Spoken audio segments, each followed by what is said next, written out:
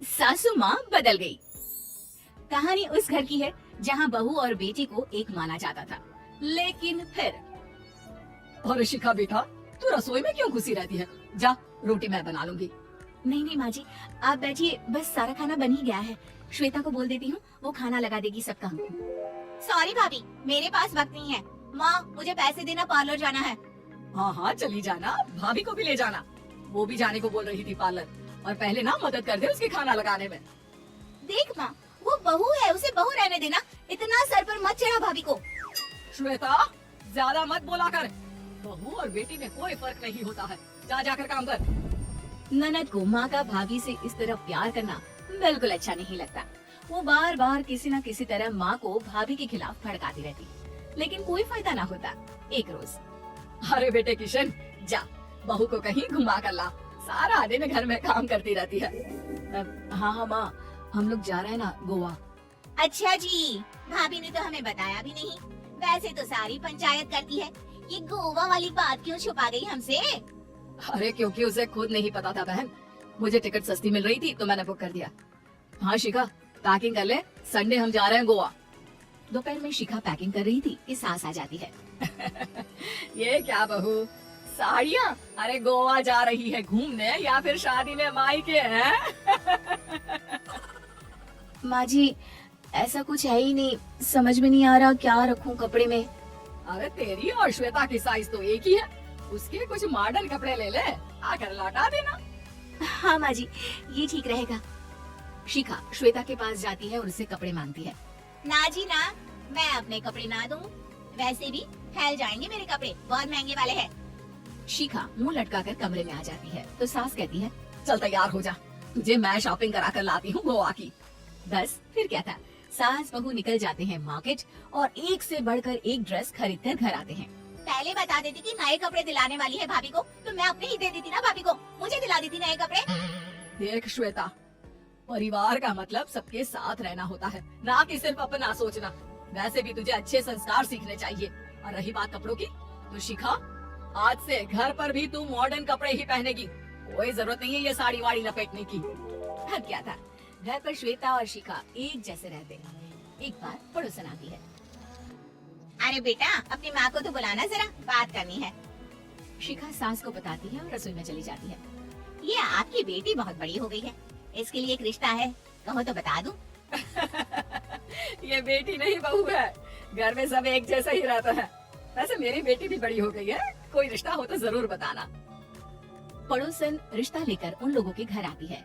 तब श्वेता की होने वाली सास कहती है, तो ये घर है, कितने मंजिल का है? और ये बहू ने आपकी क्या पहन रखा है, जींस टॉप?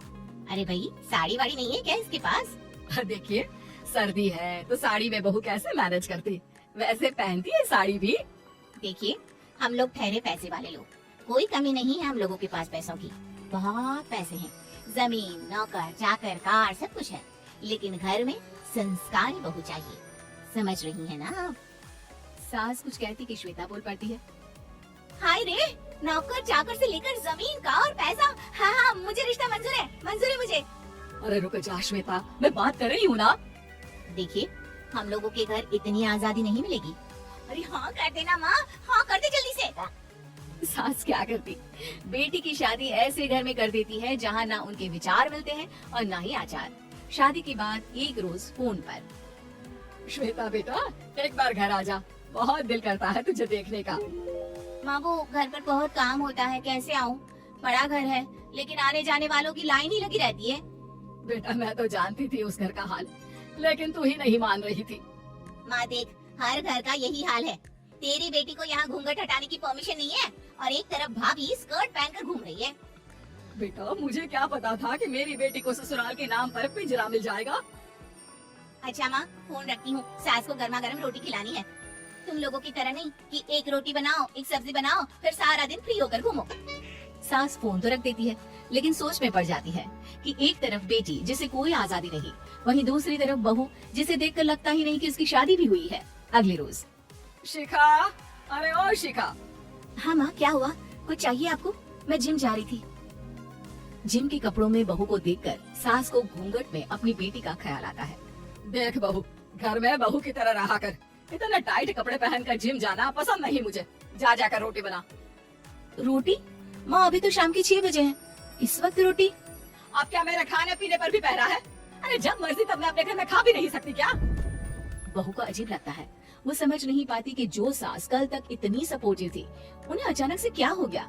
वो किचन में जाती है, गरम रोटी के साथ 2 तरह की सब्जी, रायता, सलाद सब लेकर सास के पास आती है। माँ जी, खाना। इतना सारा खाना? राक्षस समझा है क्या मुझे? रोटी मांगी थी मैंने गर्मा गर्म बस। पर माँ जी, रोटी खाती किससे आप? सब्जी तो बनानी थी ना। अरे भूख मर गई मेरी तेरी बहस से। जा जाकर काम कर अंदर, पूरी रसोई साफ कर। बहू अंदर चली जाती है। थोड़ी देर में श्वेता घर आती है। अरे शिखा जल्दी से चाय ला, पकवान बना, मेरी बेटी आई है। अरे नहीं नहीं माँ, ड्राइवर बाहर खड़ा है। मैं तो घर का कोई सामान खरीदने के बहाने यहाँ आ गई हूँ, मुझे जाना होगा।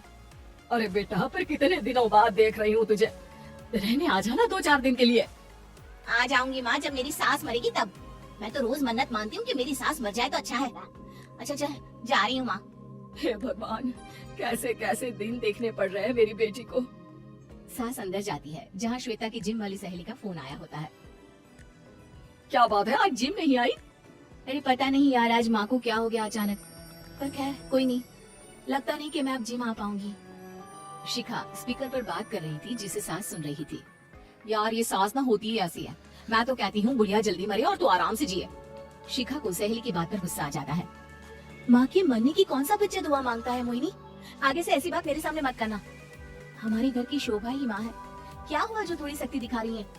उसमें भी कोई ना कोई उनकी भलाई ही होगी। मैं तो कहती हूँ भगवान मेरे जैसी सास सबको दे, जो सिर्फ माँ की तरह है। सास वाली तो कोई बात ही नहीं है उनमें। सास ये बात सुन रही थी।